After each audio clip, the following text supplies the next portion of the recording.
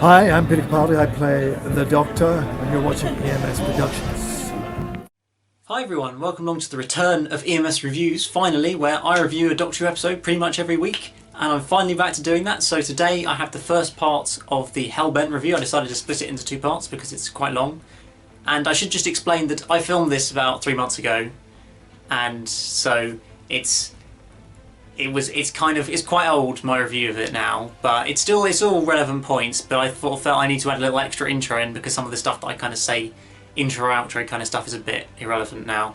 And I didn't plan to split it into two parts when I actually recorded it, so I've just had to try and find a point to split it at. So you'll have a little outro at the end from me back here again, and an intro and an outro for next week's part 2 as well. But this is the last one with these sort of length reviews because I'm going to go away after this one from the very long kind of 50-minute style ones, because essentially this is a 50-minute review. I'm going to go for 15 minutes, a bit more, I think, because it's kind of a bit easy to watch, I think. So I hope you still enjoy this one, but it's going to be a bit different. So I'll hand you over to me as I go straight into look at Hellbent.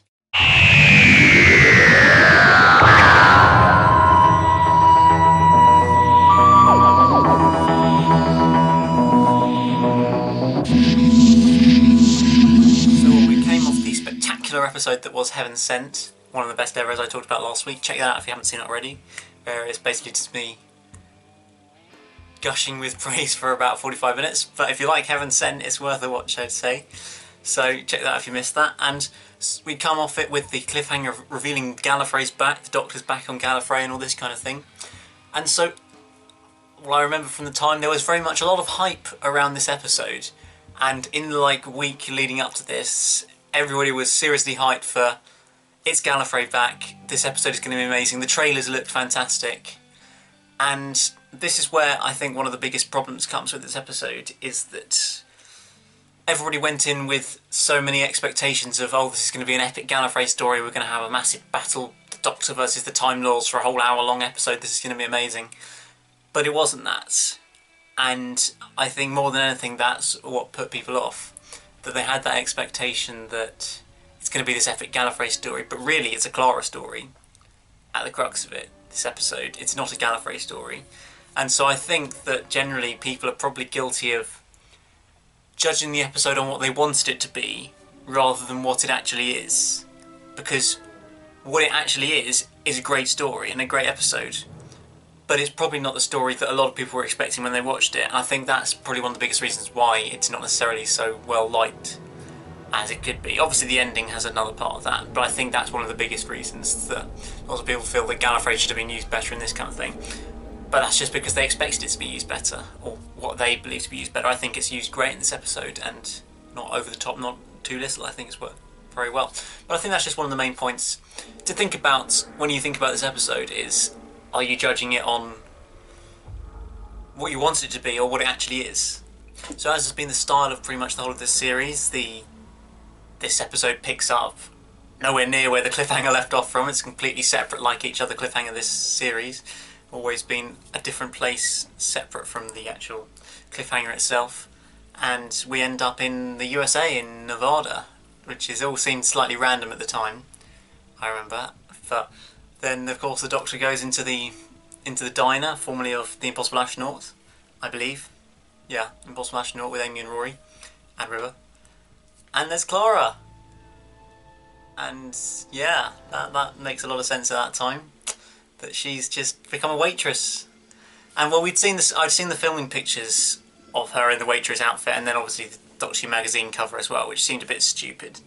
When you built up the whole Face the Raven death sequence and then just used Doctor Who magazine with a massive front cover of Clara in a waitress outfit to show that clearly she's coming back in the last episode, whether you like it or not. It seemed a bit over the top and unnecessary, and sort of ruined the mystery of it, if you like, and the sort of uncertainty of how she's going to finally exit and all this sort of stuff. So that was a little bit disappointing.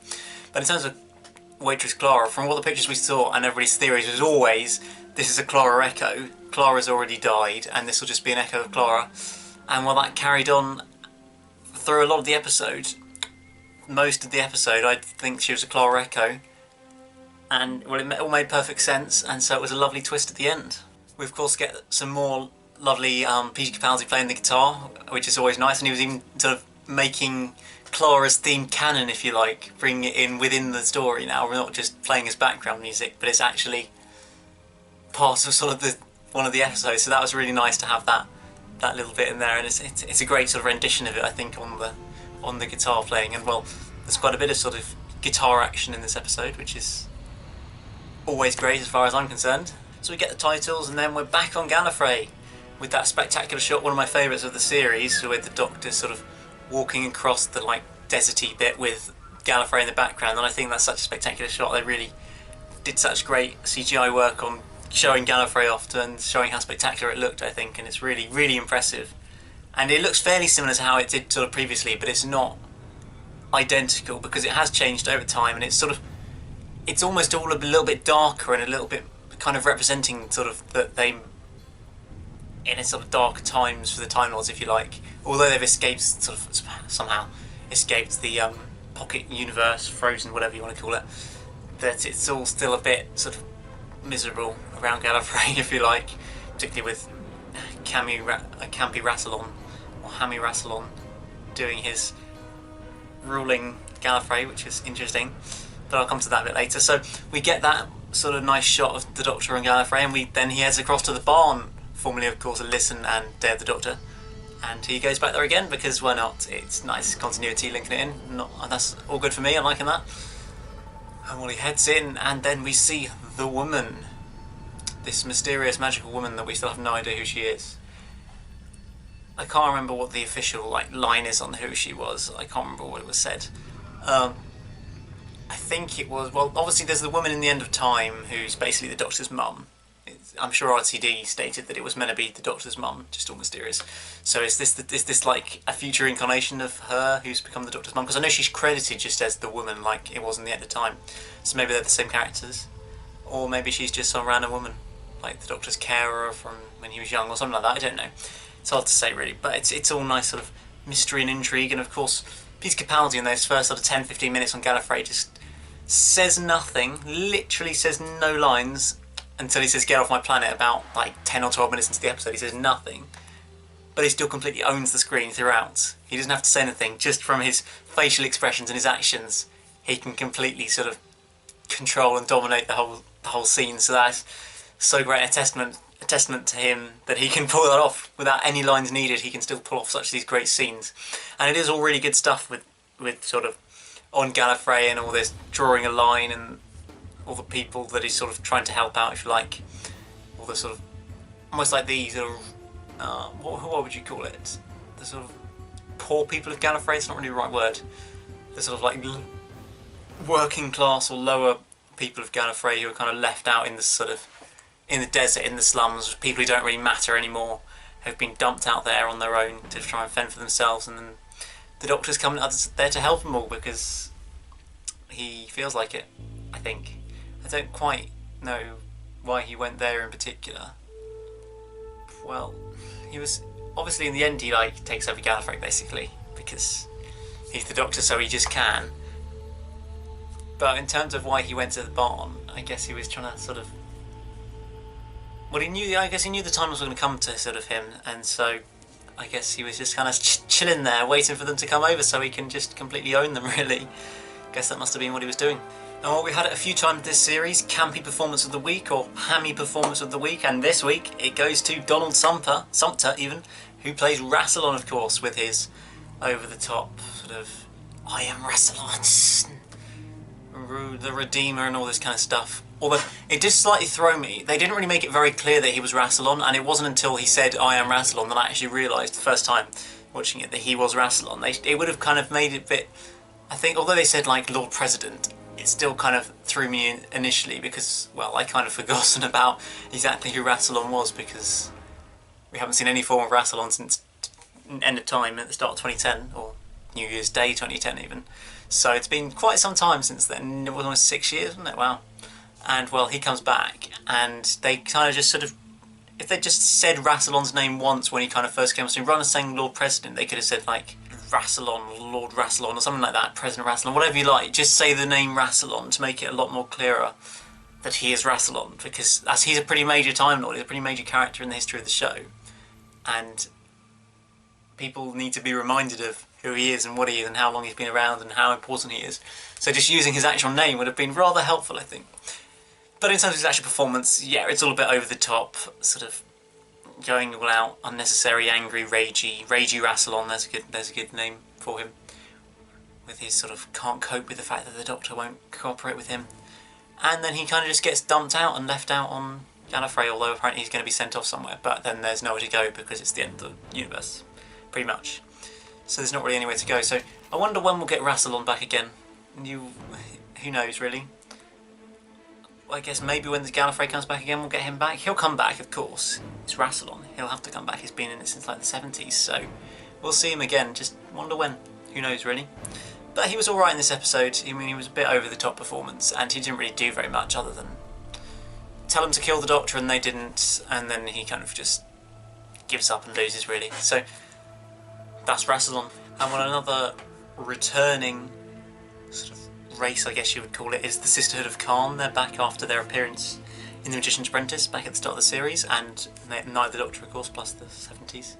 And they're back again.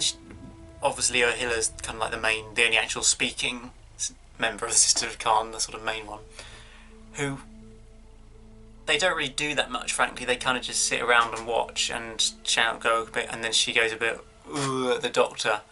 But I think Stephen's mentioned about this, that Ohila's kind of a sort of mother sort of figure for the Doctor at some point. I mean, when she says, "Come out and face me, boy," it's kind of like talking to your son almost. So I think that's kind of how it was written, like for her to sort of play the mother role somewhat, because like saying, "Well, you've gone too far," and this kind of stuff. So it was nice to see them back. They didn't really have a major role. They were kind of like a lot of things in this. There were rather a lot of people and alien races and ideas and everything. It was kind of a bit crammed in, I think, at times. But they were all right. The Sisterhood of Khan, and mainly Ohila, of course, but they didn't do that much. We get some great moments with the Doctor on Gallifrey once he does start talking, if you like, and he just says, "Get off my planet." It doesn't need any more than that, really. None of the soldiers can actually bring themselves to shoot him because he's he's a war hero, as they say. And then the general, whatever his name is, who was in The Day of the Doctor and Co, he's back, of course, and he's the final one to sort of put down his weapons as everyone moves over to the Doctor's side, and suddenly he's in complete control of Gallifrey. He's even sending in the troops to go and take Rassilon away. So within like 20 minutes since he's got onto Gallifrey, he's just taken complete control of the whole of Gallifrey, really. And then he says, "I've merely started. I've only just started." So he's going all out to try and get back Clara, isn't he? And sort of feel like he's getting his sort of debt repaid, if you like. That although the Time Lords owe him because they killed Clara, sort of indirectly killed Clara, let's say, and so he wants to get back at them, really, and he takes over Gallifrey, which is a good start. And well, one of Stephen's other random ideas that he threw in was the Cloister wraiths, as they're called, or the sliders, as some of them call. And it's a somewhat interesting idea. I mean, they're kind of like, they're meant to be guards for this magical database thing, which stores all the dead Time Lords, essentially. But isn't that basically the Matrix? So I don't really know, but they all guard it because apparently they need to, and it's quite an interesting sort of like the ghosts are all made up of sort of leftover bits of dead Time Lord minds, if you like, and glitches and stuff, and that's why you create that sort of screaming, disintegrating sort of holographic face on there. So it's all quite interesting ideas. Clearly it would be nice if they're expanding on a little bit more and had a little bit more of an insight into these Cloister wraiths, I think. But Stephen decided not to go down that route. One other thing to mention in that sort of Western style scene was the return of the Doctor's theme. A couple of nice variations of that, which was nice to hear for the first time since Series 4 at the latest, I guess, when you would have the Doctor's theme Series 4. So it's been a long time coming, but it's nice to have that sort of thing back again in the show. It's always nice to give a nod back, even if it's just a musical nod back to previous sort of series and episodes. And while this is very much a sort of classic theme, a very well-known sort of theme for the Doctor, because it's basically the Ninth Doctor's theme, the original, and it makes sense because the Doctor's sort of becoming a little bit more like their sort of War Doctor, Ninth Doctor style, of a bit angry, over the top, and sort of take no prisoners, if you like. And I think Stephen mentioned that there is a little bit of the War Doctor that sort of comes out in 12 in this episode because of his sort of pure rage at the Time Lords really, and just rage generally at losing Clara and going to such great lengths to try and bring her back. And of course we also get a nice line from Hilarides when talking about sending off Rassilon and sending all those people away, and she says, are you just cruel or are you just cowardly? And that's of course an interesting question, and it's also a nice link to the War Doctor from the end of the Name of the Doctor, wasn't it?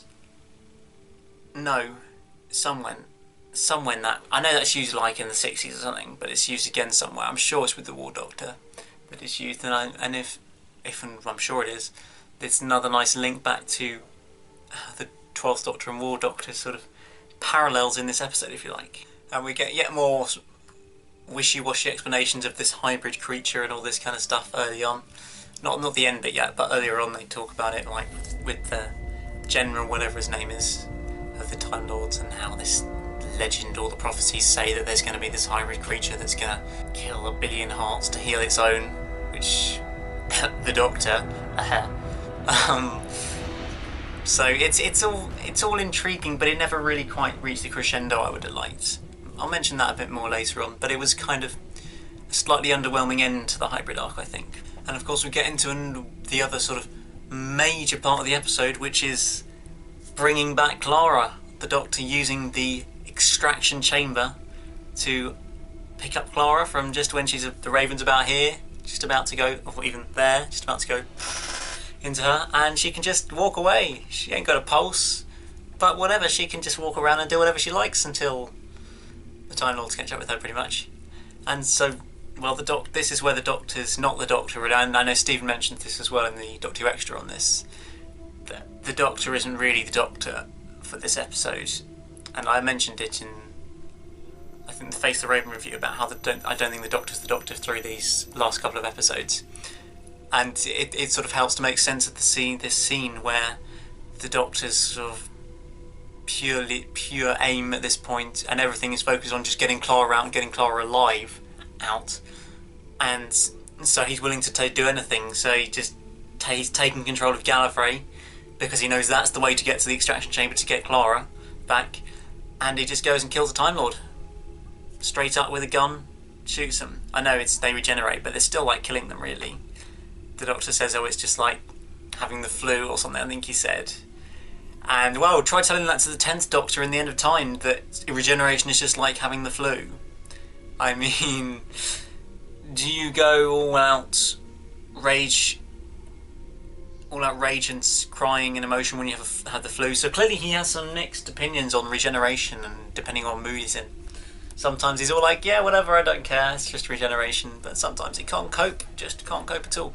So it's interesting to see those differences of opinion at different times. But of course we haven't really got the Doctor here. We've just got this guy, this man, who is the Doctor in name only really now.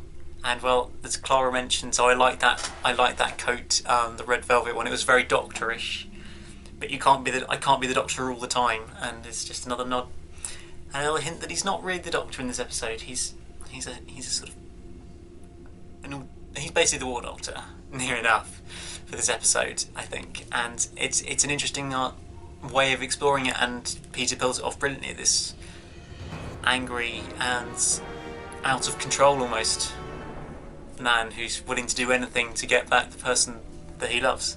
And well, as I mentioned about the killing the Time Lord, the General, disappointed to see the Ken Bones, I believe it is, who plays the General, going. And just because the General becomes a woman now, why not? That's I wasn't bothered about that bit, but I know a lot more people were a bit annoyed with Stephen Moffat's line written for her when she's like just regenerated, and because that was the only like male regeneration out of the 10 or 11 that she's had.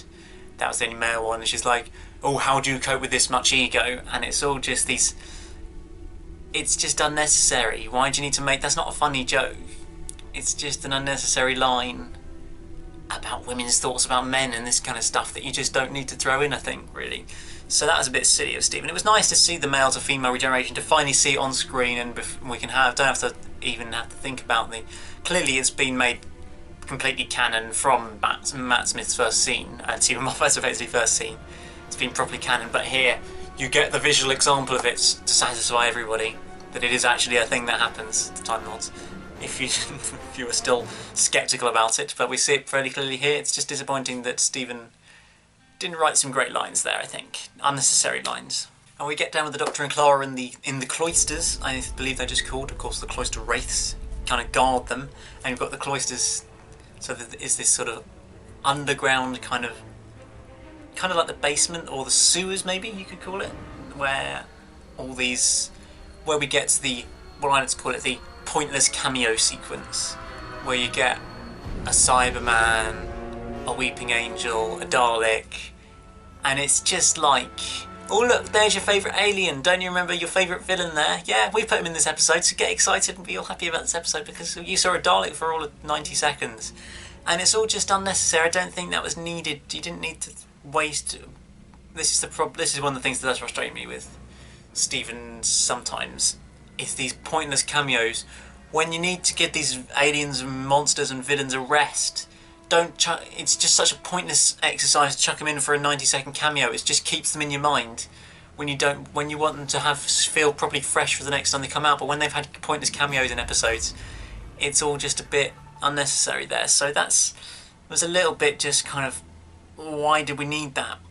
People should be enjoying the episode enough for you to not need to throw in all your favourite aliens to make it exciting. It just didn't seem necessary. So that was a little bit frustrating to see that. I guess this sort of point on is where the sort of emotion really starts to ratchet up, and we get a lot more emotional scenes, and we get this sort of lovely scene with the Doctor and Clara when Clara finds out how long the Doctor's been in that confession dial and how long he spent breaking through that wall. 4.5 billion years he spent to try and get her back, if you like. Utter torture for 4.5 billion years, which is just... You can't even imagine it. You can't comprehend it, frankly, what that would be like to go through that for that period of time. It's just not possible to even really understand. And so clearly Clara's just like, why did you do that? Why would you even do that? And the Doctor tries to sort of justify it with I had a duty of care and all this sort of stuff, which is a nice reference back to the rest of the series and all the things that he feels. But really it's just because he can't bear to lose her. It's not because he feels bound to look after her. It's just because he's so sort of, not in love with her, but such good friends with her that he can't bear to be without her. And so he went through all this pain for her, if you like. And Clara just can't quite understand and really feel that it was right for him to do that, I don't think. I think to some degree she'd kind of accepted her death at that point. And we hear that when she's just come out, when she's just been extracted and when she's telling the Doctor to put the gun down to not kill the Time Lord. And it does kind of feel like Clara has accepted her death. She's accepted, this is how I end, this is what's going to happen. And she says it in all the speeches and stuff in Face of the Raven about no one else should suffer, don't take revenge, all this kind of stuff. She's accepting her fate, which is a very impressive thing to do, and she's already really, at this point, she's accepted it because she's basically dead. At this point, she's just about to be dead, so she's accepted it and she's ready for the end, if you like. And so she kind of doesn't feel it's necessary for the Doctor to go to all this pain and do all these things to try and save her, because she's although she's obviously not happy to be dead. I don't think anybody would be happy to be dead. But she understands that's life and death, and that's how it should have been. But the Doctor just can't quite accept it, can he? And of course, we now get the Doctor doing what he would always do when he gets back to Gallifrey, stealing a TARDIS and running away yet again. And what TARDIS is it? It's the first Doctor's TARDIS. It's the classic TARDIS. It looks absolutely stunning. I love that set. It's so brilliant. It was great to see it in An Adventure in Space and Time, of course. And a sort of... what's the word? A kind of mixed up version, a hybrid, there you go, a hybrid version of it for the War Doctor's TARDIS, which is a hybrid of like the 8th and of that one and the 9th Doctor's TARDIS, or 9 and 10's TARDIS, in the Day of the Doctor, which is also lovely to see. But in this episode we get the proper original style TARDIS back, and it just looks so brilliant. It's such a classic design, it's so iconic, I think, nowadays, and it really... I know some people have used it as a criticism, as like, oh, people have just been distracted by that, so they can overlook all the problems of the episode, but I don't think that's the case. There's a lot of good things in the episode that aren't that, and that's just a lovely sort of addition. It's not an over-the-top reference or anything like that, it's just a really great set and a nice place to sort of have the final end of the Doctor and Clara, if you like. Well, they get to the end of the universe, but this Clara's pulse is still not there. The Doctor's starting to lose it a little bit because he's thinking this should work, this should get you back, this should make you fine. But it's just all not resetting and healing, and Clara's not back how she should be. And then we get to the magical 4 knocks, because that's how we roll in Doctor Who. It's always 4 knocks. That's another 10 years reference. That's not over the top. It's just a nice little line, little nod to all the 10 fangirls, I guess. No offense. But it's a nice nod in general, I think, and it's making all them all emotional again, remembering 10 having to leave and all this sort of stuff. And well, it's just before another sort of big exit, if you like, and then we get a Shilda. Well guys, I hope you enjoyed the first part of my review of Hellbent. Apologies I had to kind of cut it off a little bit there with the Shield, mystery of who a Shield, what's going on with a Shilda. But I just kind of needed to find somewhere to cut it in the middle, and this was about the best point I could find. So join me next week where I'll be having a look at a Shilda, as I mentioned, and the whole of Clara's exit and everything around that. Certainly some interesting points to pick up on in relation to how Clara finally leaves Doctor Who. So I hope you'll join me next week. Remember to like the video, subscribe if you're new here, comment what you thought about Hellbent so far or whatever you like to say about Hellbent or anything, and I'll see you again next week. Goodbye.